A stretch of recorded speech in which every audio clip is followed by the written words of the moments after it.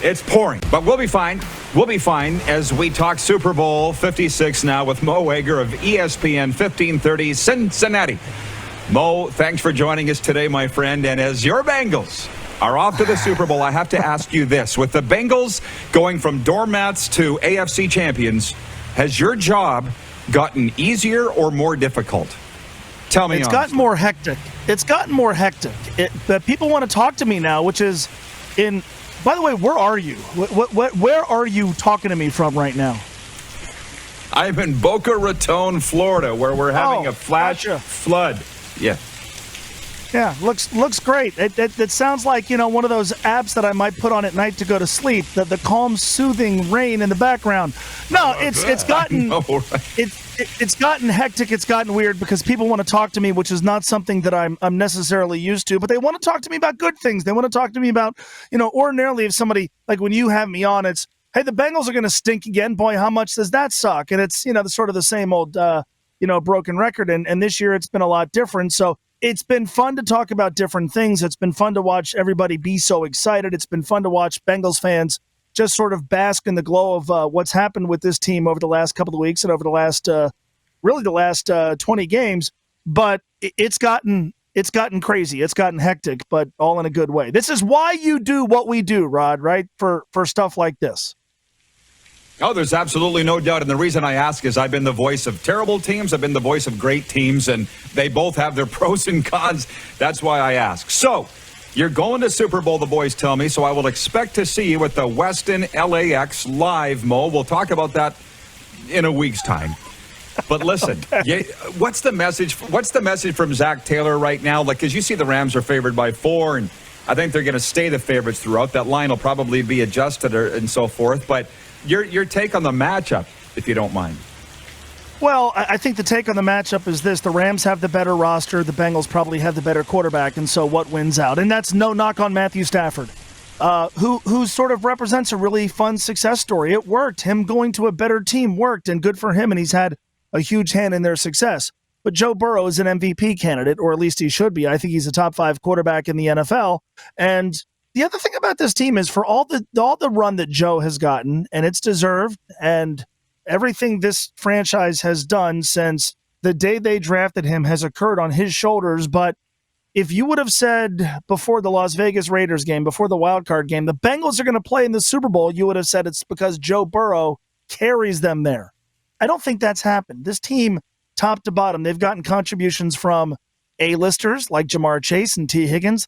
They've also gotten massive contributions from players like Trent Taylor and B.J. Hill and Samaje Perine and Jermaine Pratt. Enormous contributions from those guys. This has really been a team effort. And look, top to bottom, from a personnel standpoint, I think you can conclude the L.A. Rams have the better team. But with the way this defense has played, with the way Jesse Bates has played, with what that defense did against Patrick Mahomes and company, with the way they're scoring on special teams, with the special teams play they're getting, and with Joe Burrow, I said this about Kansas City. I wouldn't count them out against them, and I'm certainly not going to count them out against the Rams in Super Bowl 56. Do you feel like, well, obviously you must. It's a David versus Goliath matchup. Like Joe Burrow's going to be there for a long time. The Bengals are going to be probably in this game. You never know, but the Rams are set up for this, right? They pushed all their chips into the table. Mm-hmm. They're supposed to be there. The Bengals are not. I mean, how much do you think the Bengals play that up in their locker room? Are you playing it up on the radio? Do you see that story like I do? I don't know that I would go with David versus Goliath. It's not like the Rams are a dynasty. They haven't won a title since they were in St. Louis. So, you're not exactly going up against a team that annually is in the Super Bowl. They're in it for the second time in 4 years. I think there's actually a lot of storylines in this game that are quite interesting. You start with Zach Taylor versus Sean McVay, 2 coaches that represent the youngest coaching combination in the history of the Super Bowl. Zach was on that staff in Los Angeles with Sean McVay when they played the Patriots a few years ago. Andrew Whitworth, who I think should be in the Hall of Fame, longtime Bengals, still beloved in this community. Possibly playing in his last game and playing at a really high level at the age of 40, playing left tackle. He's going to be trying to block Trey Hendrickson. The Jalen Ramsey matchup against whichever Bengals wide receiver he's asked to cover. And my guess is he's going to spend most of the evening on Jamar Chase.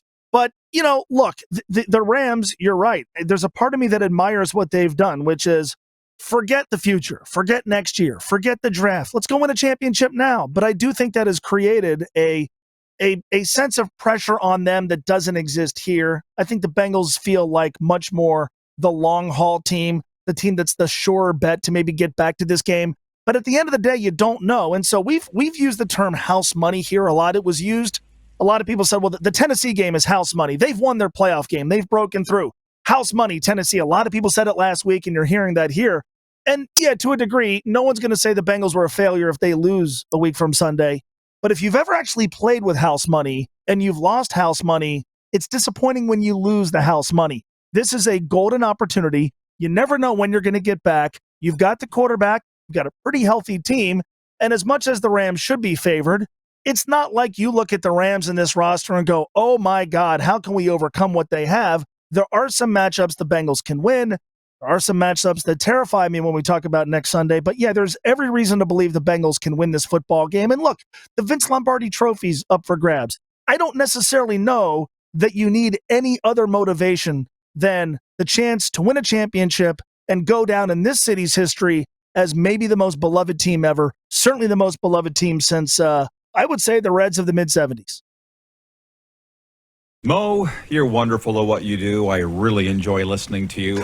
I'm not done yet. I'm just throwing that in right now. Oh, thanks. I see the Bengals are going out early. That's the story that I've heard, that they're going out normally earlier than teams normally would. What do you know about that? My understanding is they're going next Tuesday. And so here's the thing. Typically when the Super Bowl happens and the teams are leaving for the Super Bowl, we're talking about what the commercials are going to be at the Super Bowl because the Bengals aren't in it. So, yeah, I don't know what the standard protocol is. They're going to get out there with plenty of time to spare. I think it's always interesting when you hear in the aftermath of a Super Bowl when coaches and players talk about when the game plan was in relative to when they left. So do they get all their work in before they go to Los Angeles? And then when they get to Los Angeles, they just have to tweak some things and maintain some sharpness? Or do they kind of take care of all the logistics stuff in Cincinnati, get to Los Angeles, and then get to work on the LA Rams? I think that's going to be worth paying attention to. But I don't know. I mean, to me, I greatly oversimplify this sometimes. Regardless of when they leave, as long as Joe Burrow gets on the plane, does the rest of it matter?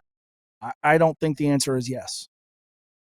They called him the next Joe Montana, and you've been there since day one for Joe, going number one overall. Has he been on your show? What can you tell us about this guy that the viewers don't know?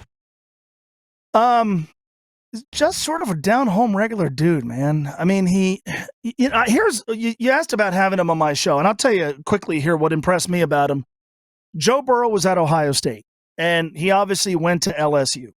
But in between that, he went to UC. He went to UC's campus, the University of Cincinnati. They thought they had a chance to get Joe Burrow, and there's a lot of direct connections because much of the UC staff at the time had been at Ohio State. So Joe was on campus at UC, and for like 24 hours, it looked like there was a pretty good chance that Joe Burrow was going to be the quarterback at the University of Cincinnati. As it turns out, obviously, he went to LSU, and things worked out for him.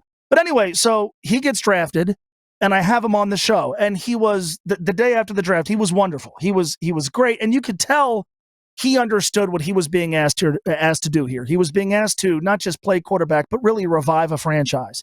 And you could tell this guy was ready to handle the hype and everything that came with that. But at the end of the interview, I said, I have to ask you, why did you not go to the University of Cincinnati? And he gave me an answer that honestly upset a lot of UC fans. And he gave me an answer that we can now argue whether it was the right answer. He said, I couldn't win a national championship there. I greatly appreciated his matter-of-factness and his honesty and his transparency. That's not a guy who gave me some sort of canned answer. He didn't dance around the question. He didn't try to go out of his way to just, he didn't lie, didn't make up something. No, he just, look, I couldn't win there the way I could win at LSU, so that's why I went. You answer that question honestly, you're going to upset some people. And in the moment he did, I don't know that here anybody's mad at Joe Burrow right now, but just watching this guy, watching him from afar at LSU and seeing him here, he has been so good at handling everything this franchise has asked of him and everything that comes with being Joe Burrow in the city of Cincinnati. And I give him a lot of credit for it, and I certainly hope it continues. Nobody wants to hear the truth.